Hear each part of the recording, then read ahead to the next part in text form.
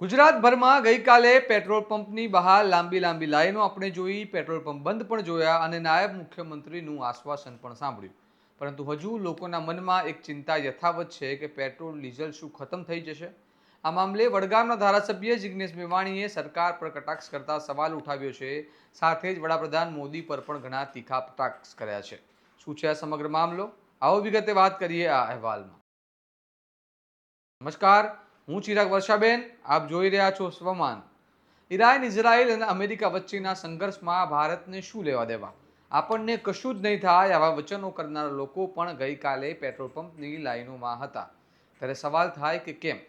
સરકારે જણાવ્યું કે પૂરતો પુરવઠો છે, છતાં કેમ લોકો આટલું પેનિક કરી રહ્યા હતા? અને મતલબ શું એ સમજવો કે લોકોની સરકારની વાતો પર ભરોસો નથી રહ્યો. આ મામલે વડગામના ધારાસભ્ય જિગ્નેશ મેવાણીએ વિડીયો બનાવી સરકાર સામે કટાક્ષ કર્યો છે અને જણાવ્યું છે કે જો પૂરતો પુરવઠો છે તો પછી એક સાથે રાજ્યના આટલા બધા પેટ્રોલ પંપ બંધ કેમ છે? લોકો લાઈનોમાં કેમ છે? શું લોકોનો સરકાર પરનો ભરોસો ઉઠી ગયો છે? આ ઉપરાંત મેવાણીએ વડાપ્રધાન મોદી પર આક્ષેપો કરતા જણાવ્યું કે મોદી સાહેબ જોલો ઉઠાવીને જવાની વાત કરતા હતા, એમ જ અત્યારે પણ જોલો ઉઠાવીને જવાની જ તૈયારી કરી રહ્યા છે. સાંભળો જિગ્નેશ મેવાણીએ શું કહ્યું. મિત્રો, મોદી સાહેબે કરેલી વાત એકદમ સાચી ઠરી. મોદી સાહેબે કહેલું કે મેરા ક્યાં હે, મેં તો झोला लेकर आया था, झोला लेकर चला जाऊंगा. એટલે રાજ્યના નાગરિકોને, દેશની જનતાને કોઈ પણ તકલીફ પડે, પેટ્રોલ, ડીઝલ, એલપીજીમાં ભયંકર કટોકટી, અછત અને તંગી સર્જાય, મારે શું? હું તો झोलो લઈને આવ્યો તો झोलो લઈને જતો રહીશ. સેમ પરિસ્થિતિનું નિર્માણ ગુજરાતમાં થયું છે. ગઈકાલે તો પેટ્રોલ પંપ પર લોકો બથમ બથાઈ ગયા, એકબીજાને મારવા લીધા. અકલ્પનીય લાંબી લાઈનો છે. અમદાવાદમાં, બરોડામાં, ગાંધીનગરમાં દોડ 2 કલાક સુધી પેટ્રોલ પંપો પર ચક્કાજામ રહ્યો, ને છતાં સરકાર નરેન્દ્રભાઈના સ્વભાવ મુજબ સદંતર ધરાર જૂઠ બોલી રહી છે. કારણ કે કોઈ જ તકલીફ નથી, કોઈ જ પ્રશ્ન થવાનો નથી. પેટ્રોલ, ડીઝલ, એલપીજી બધું પર્યાપ્ત છે.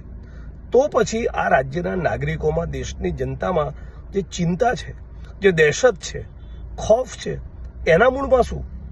કાં તો એનો મતલબ એવો થયો કે રાજ્યની જનતાને, દેશની જનતાને તમારામાં ટ્રસ્ટ, તમારામાં ભરોસો નથી. મુખ્યમંત્રી, પ્રધાનમંત્રી, ગૃહમંત્રીની વાતમાં રાજ્યની જનતાને ભરોસો હોત તો પેટ્રોલ પંપની બહાર આટલી બધી લાંબી લાઈનો ના થતી હોત. આજે એલપીજી સિલિન્ડરની આટલો કાળા બજારી ના થતો હોત. 3-3 હજારના ભાવ એક ગેસના સિલિન્ડર ના બોલાતા હોય. મતલબ કે ક્યાંક ને ક્યાંક ભારતીય જનતા પાર્ટીની સરકાર, એ કોરોનાનો સમય હોય, નોટબંધી હોય કે અત્યારની કટોકટી હોય, નાગરિકોને લાઈનમાં ઉભા રાખવા સિવાય કોઈ ધંધો આમની જોડે નથી. હું આશા રાખું છું કે ગુજરાતની જનતા એટલીસ્ટ હવે તો અમને ઓળખી જાય.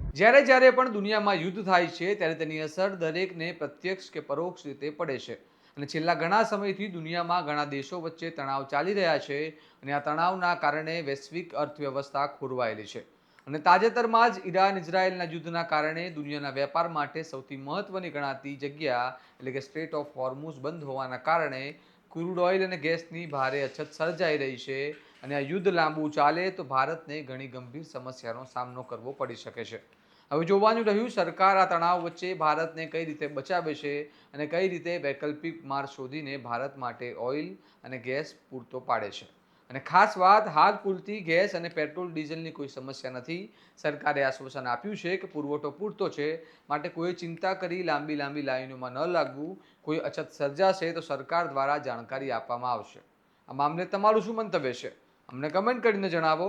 અને આવા જ વિશ્લેષણાત્મક સમાચાર માટે સ્વમાનની ચેનલને સબસ્ક્રાઇબ કરવાનું ભૂલતા નહીં. નમસ્કાર.